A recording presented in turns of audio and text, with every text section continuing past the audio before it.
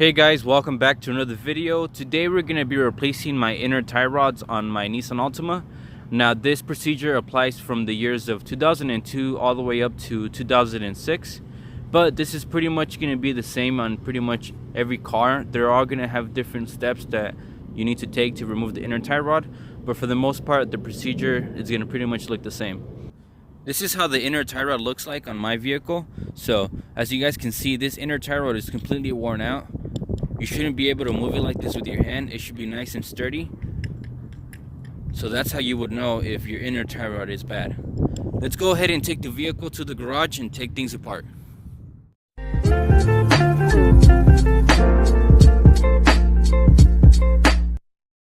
In front of me, I have some tools that you're going to be using to repair your inner tie rod on your Nissan Altima. On the left hand corner, I have a breaker bar, a torque wrench, a 21 and a 19 millimeter deep socket. We also have a set of Allen keys. We are also going to need a 19 millimeter wrench and an adjustable wrench as well. You're also going to need a hammer to loosen up the tie rod. And then on the top corner, we have the tool that is used to remove the inner tie rod on this particular car.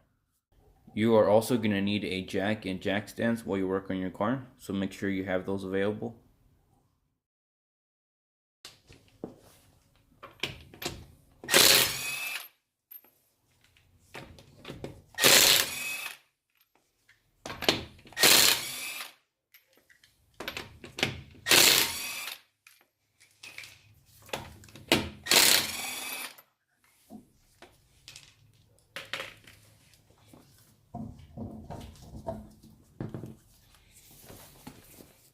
Now that we have the wheel out of the way, we have access to our inner and outer tie rod.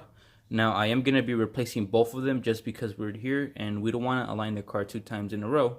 So it's best to just replace both of these components at the same time since you're already here. Now as you guys can see in my inner tie rod, the boot is pretty much destroyed.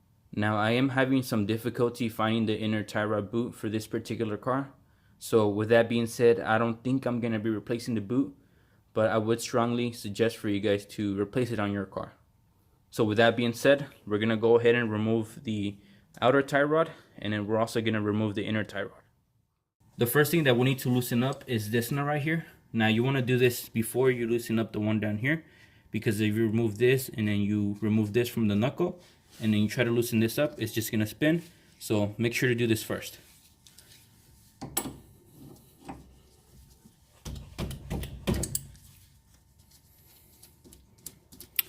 Also, it's important to note that once you remove this part right here, you are going to mess up your alignment. So you're going to have to align your car once you loosen up this nut right here. Next, what we need to do is remove this guy out of the way. In order to do that, you need to remove the nut on the bottom right here. On my particular car, this is a 19 millimeter.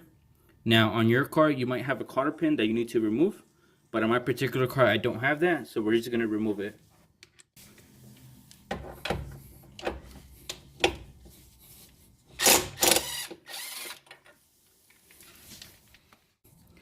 Next, what you want to do is pop the outer tie rod out of the knuckle. In order to do that, go ahead and get a big hammer. And what you're going to want to do is hit the corner of the knuckle right here so that the vibrations can loosen up the outer tie rod.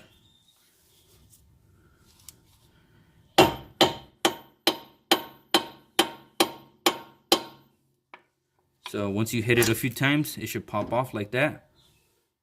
Now that we have the outer tie rod off of the knuckle, we're going to be able to take a look at the play that this inner tie rod has. Now, when you move it around, it shouldn't be this easy. So this is completely worn out right here. And then if you push in and outward, you should feel like a play. And on this car, it's kind of hard to tell, but I don't know if you guys can hear that.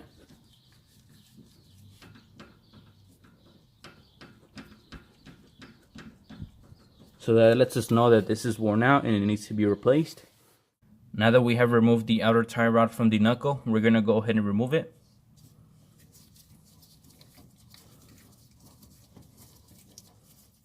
In order to remove the inner tie rod, you're going to need to use a special tool. Now what I have in front of me is a inner tie rod tool set. I actually got this from my local O'Reilly's. Now I didn't purchase this tool, they actually loan these tools out to you guys. All you need to do is pay the deposit that they ask for, just in case you happen to break the tool. They're going to keep that deposit, so just make sure to take care of the tool if you're renting it. Now this is the part number right here, 67178. So you guys can go ahead and check that out if you're doing this job.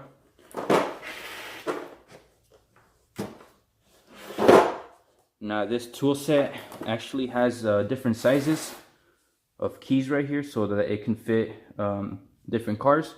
So it's actually pretty good.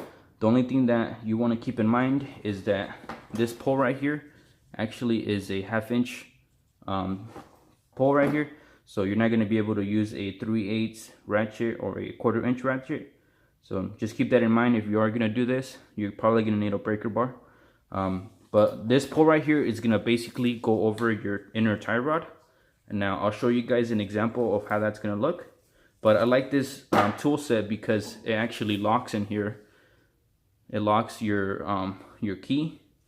I'll show you guys for example. So this is the key that goes over the inner tie rod. So you're going to line these holes up right here, like so. And then there's a little thing right here that you move across, and then that's going to lock. So it won't fall off. This is actually pretty handy when you're in tight spots, so you don't have to be constantly holding the pole. It'll just stay locked onto the inner tie rod and you can just loosen it up.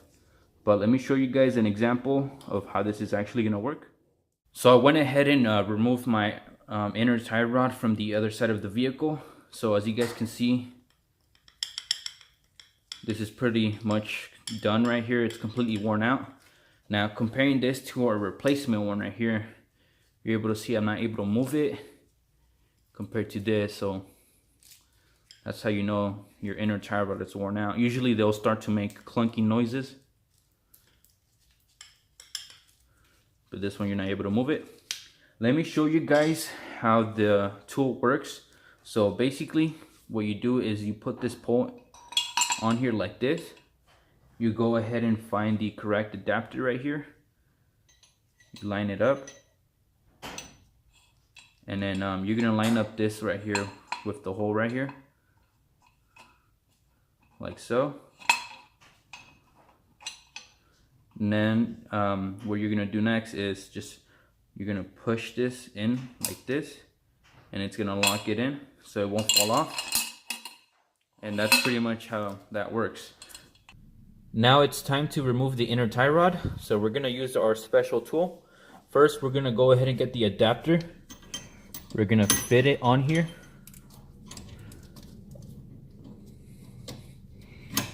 Just like so. Next, go ahead and get your pipe.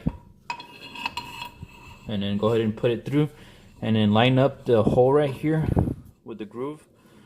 And then line up the tool.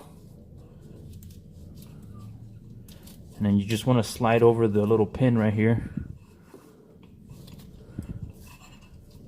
Just like so. Next, go ahead and get your breaker bar and break the inner tie rod loose.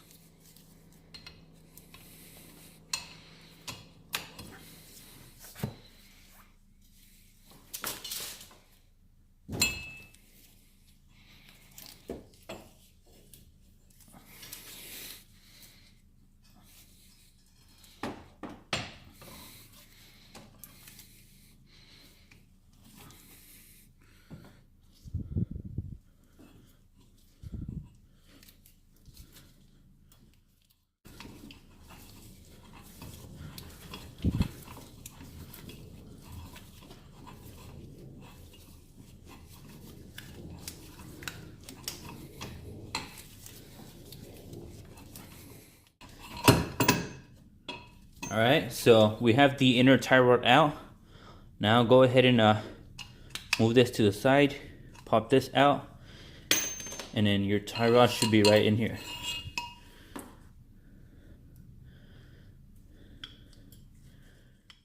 Whenever you replace your inner tie rod, you always want to make sure that you get a safety pin with it. Now, the safety pin that I should have on this car is this guy. Now, if you guys saw, my original one didn't come with one of these.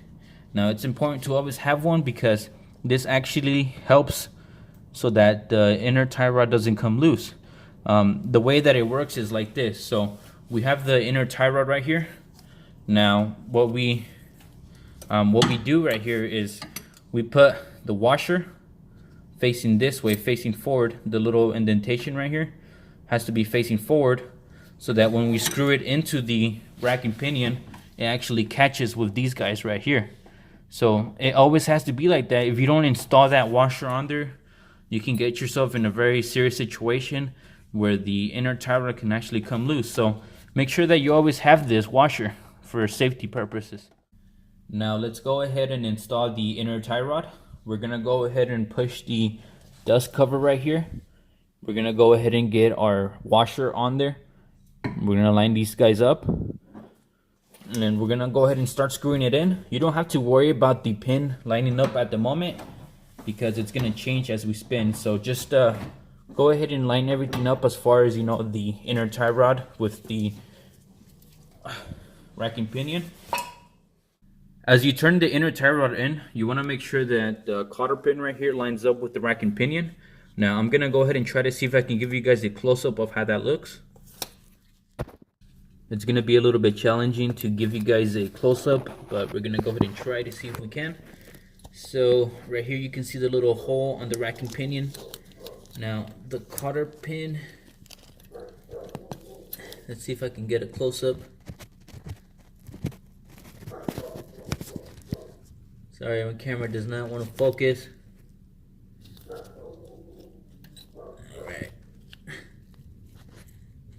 Alright, so you guys can see that right there. That pin is inside of the groove on the rack and pinion. That's how you know it's in the correct spot. Now that we hand tighten the tie rod, we're gonna go ahead and finish it up with the tool.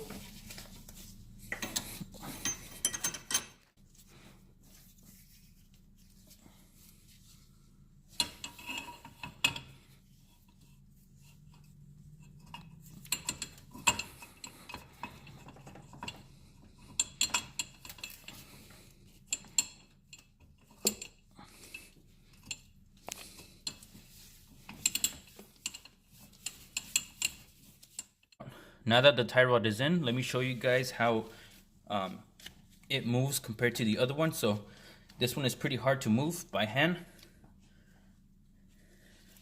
But also I wanted to give you guys a close-up of what we need to do here. So now that we have the tie rod in, we actually need to put these clips facing this way so that they can grab onto the inner tie rod. Now this is also done for safety, so that if for whatever reason this fails, the pin right here can hold the inner tie rod and it won't unscrew itself. So the way that we can push these guys out of here is by using a hammer. Now this is a very crowded area right here, so we're gonna hopefully see if we can get all of them. Unfortunately, I wasn't able to get all of these guys to face this way. I was only able to do this one and this one right here. All the other ones are pretty hard to reach because of the firewall and whatnot, but I think that should be fine. So we're just gonna go ahead and put everything back together. We're gonna go ahead and put the ripped dust cover back on because I couldn't figure out where to get these. So we're just gonna leave it like that.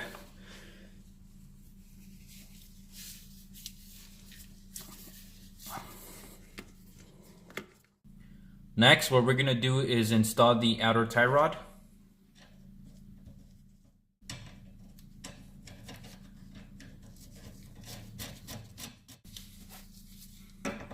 So this is a replacement tie rod that I have right here.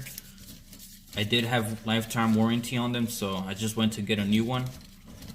Even though my old one wasn't bad, it's always a good idea to swap everything out at the same time so that you can avoid, you know, getting the car lined more than one time. Next, what you want to do is put the outer tie rod in the knuckle. Now for my particular outer tie rod, there is an Allen key hole right here. So we need to hold this steady while we put the nut on here. So make sure that you put an Allen key on here as you're screwing this in.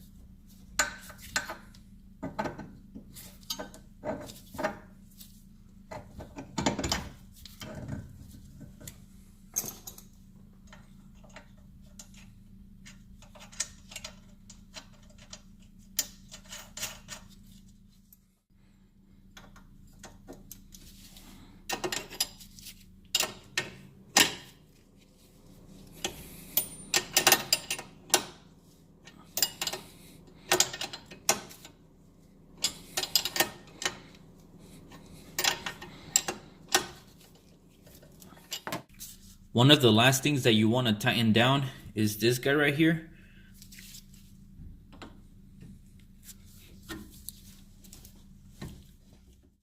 Now that we have everything back together, the most important thing that you need to remember is to get in alignment as soon as possible, because if you don't, your tires are going to get chewed up from the uneven wear. But if you guys did like the video, make sure to give me a thumbs up, and I'll catch you guys in the next one. Peace out.